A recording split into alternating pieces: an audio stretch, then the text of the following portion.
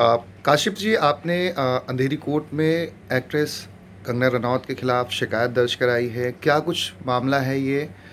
ये दूसरा एफ़आईआर दर्ज कराने के लिए आपने माँग की है या फिर कोर्ट में मैटर चले इसके लिए माँग की गई है? देखिए मैं बताऊँगा पहले कि ये मैंने दूसरी कंप्लेंट फ़ाइल किया हूँ कंगना रनौत के खिलाफ़। पहली कंप्लेंट जो थी वो तबलीगी जमात को लेके थी, जो तबलीगी जमात को लेके रंगोली चंदेल जो उनकी बहन कंगना की बहन है, उन्होंने जो कंट्रोवर्शियल जो ट्वीट किया था कि उनको मार दिया जाए, किल दीज़ मुल्लाज़, सेक्युलर मुल्लाज़, मीडिया जो भी है, उसकी वजह से एक ऑलरेडी मैटर 66 नंबर में चल रहा है, जिसका अभी ऑर्डर के लिए पुट अप किया है 29 अक्टूबर, मतलब 6 दिन के अंदर। दूसरा केस जो है अभी जो लेटेस्ट है वो मैंने कल फाइल किया हो कंगना रनौत के खिलाफ। उसके अंदर मैं कुछ स्पेसिफिक चीज़ें जो मेंशन करूंगा, कि सिडिशन जो स्टेट ऑफ महाराष्ट्र सरकार सिटिंग गवर्नमेंट के खिलाफ जो गलत गंदी गंदी बातें जो की जा रही है, इसकी वजह से जो है एक देश का माहौल खराब हो रहा है। हिंदू मुस्लिम का जो भेदभाव की जो बातें की जा रही है और जो भड़काऊ भाषण जो दिया जा रहा है आपस में लड़ाने का, वो किया जा रहा है। उसके अलावा मुंबई सिटी जो हमारी देश की इकोनॉमिक कैपिटल है, उसको पीओके बोला जा रहा है। उसके अलावा मुंबई पुलिस जो है, मुंबई पुलिस एक एंटिटी है पूरे वर्ल्ड वाइड, जिसकी इज्जत और जिसको सराहती है पूरी दुनिया, उसको ये कितनी तालिबानी बोल रही है, क्या बोल रही है, इनको समझ ज़रा भी नहीं है। तो इस चीज़ों की वजह से मैंने इनके ऊपर ये केस फाइल किया हूँ कल अंधेरी कोर्ट में 65 नंबर कोर्ट रूम में। और मैंने डायरेक्टली ये सीख किया हो कि मुझे इस केस में अब एफआईआर नहीं चाहिए।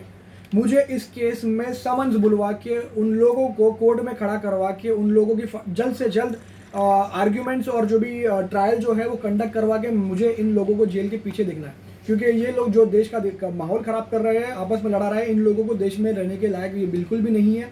क्योंकि इन लोगों को ना तो देश के कानून की इज्जत है, ये लोगों को कोर्ट कचहरी की भी इज्जत नहीं है, जजेस लोगों की भी इज्जत नहीं है। अब सैटरडे को इनके ऊपर एफआईआर का ऑर्डर किया गया था बांद्रा मजिस्ट्रेट कोर्ट से, जिसके रिस्पॉन्स में लिखती है पप्पू सेना इज ऑब्सेस्ड अबाउट मी। क्या कोर्ट को ये पप्पू सेना बोल रही है? मैं एक कोर्ट ऑफिसर हूँ। जितने भी हम वकील हैं और जितने भी लोग हैं, हमारे लिए एक बहुत बड़ी इंसल्ट की बात है कि ये हमारे कोर्ट को, एक हमारे ना सिर्फ हमारी पूरे देश की जो कोर्ट है, जो कानून व्यवस्था है, उसको ये पप्पू सेना बोल रहे हैं। मतलब ये बोलना क्या चाहती है? तो आप तो इस देश में रहने के लायक ही नहीं हो, क्योंकि आपको इस कोर्ट के और इस देश के कानून में भरोसा ही नहीं है। तो इसलिए मैंने केस फाइल किया। उसके अलावा इनकी हिस्ट्री अगर मैं आपको बताऊं तो ऑलरेडी इनकी जबान पे इतनी लगाम नहीं है कि ये इनके ऊपर ऑलरेडी आदित्य पंचोली और जरीना वहाब ने भी डेफेमेशन केस किया हुआ। उसके रिस्पॉन्स में ये जो है एक एलिज्ड रेप केस फाइल करती है, जहाँ पे आदित्य पंचोली की एबीए भी हो गई है, क्योंकि उन्होंने ये प्रूव कर दिया कि उनके एडवोकेट जो उनका स्टिंग ऑपरेशन लिया था, जहाँ पे वो उनको धमका रहे कि मैं आपके ऊपर मीटू केस फाइल कर दूंगा अगर आपने मेरी क्लाइंट के ऊपर से डेफेमेशन केस अगर वापस नहीं लिया तो। आपने जो अंधेरी कोर्ट में शिकायत की हुई है, क्या कुछ उस शिकायत में कहा गया है? कुछ मुख्य पॉइंटर्स बताना चाहें? मैं किन-किन बातों का ज़िक्र आपने किया, उनके ट्वीट का ज़िक्र किया आपने और कौन से सेक्शन के तहत? मैंने उनकी 5 से 6 ट्वीट जो है वो वहाँ पे रेफर करवाया हूँ। मैं कुछ आपको गो थ्रू करके बताता हूँ। पहले तो मैंने सेक्शन जो उनके ऊपर लगाया वो है section 121, 121A, 153A, 153B, 295, 153B, 295A, 298 and 505 of IPC.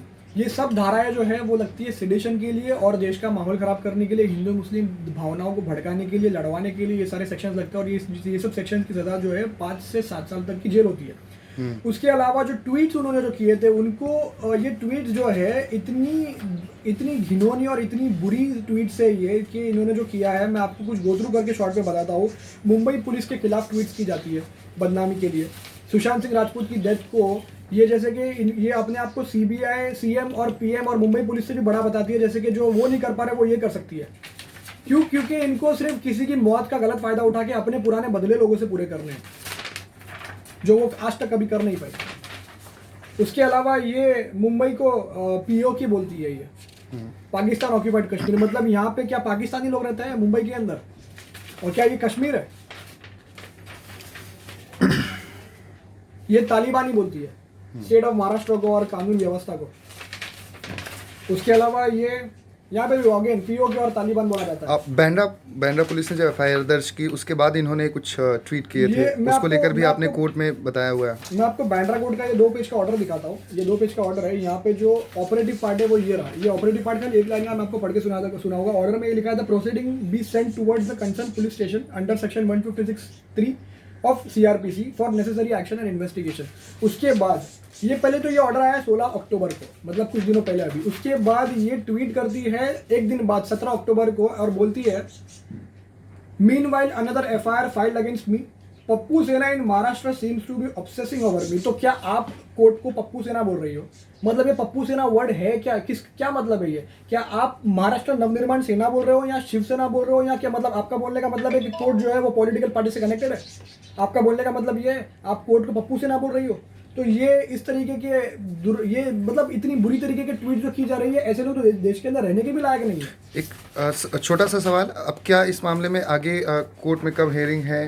क्या कुछ कहा गया है कोर्ट की तरफ से आपको? कल ही ये केस मेरा एडमिट किया गया कोर्ट में। मजिस्ट्रेट साहब जो है, काशिद साहब जो है, उन्होंने इसको पूरे केस को पूरा गो थ्रू किया। लिटरली वहाँ से कुछ 2 से लगभग 5 मिनट लगा उनको पूरा गो थ्रू करने के लिए। उन्होंने पूरा गो थ्रू किया और उन्होंने ये एडमिट करवा के वेरिफिकेशन की डेट दी है मुझे। वेरिफिकेशन में मुझे जो है अपना पर्सनल वेरिफिकेशन, क्योंकि मैं कंप्लेनेंट इन पर्सन हूँ, मैं एडवोकेट भी हूँ इसके अंदर और मैं कंप्लेनेंट भी हूँ, तो मुझे खुद को अपने आप को वेरिफिकेशन करवाने के लिए कोर्ट में प्रेजेंट रखना पड़ेगा कि जो कुछ भी मैंने फाइल किया वो सब कुछ सच है और मैं इसको ट्रू मानता हूँ। तो एक कोर्ट का प्रोसीजर होता है ये, तो वो है अब 10 तारीख के लिए, 10 नवंबर को।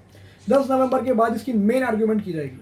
मेन आर्ग्यूमेंट के समन्स इशू क्यों होना चाहिए उसके टॉपिक के ऊपर। वो आर्ग्यूमेंट के बाद कोर्ट को अकॉर्डिंगली सही लगेगा तो वो on the spot Kangana Ranaut को समन्स किया जाएगा। अगर समन्स पे वो नहीं आए तो अरेस्ट वारंट इशू किया जाएगा कोर्ट के जरिए। इसीलिए मैं अब इसको कोर्ट के जरिए चलाऊंगा, ना कि एफआईआर के जरिए। Thank you.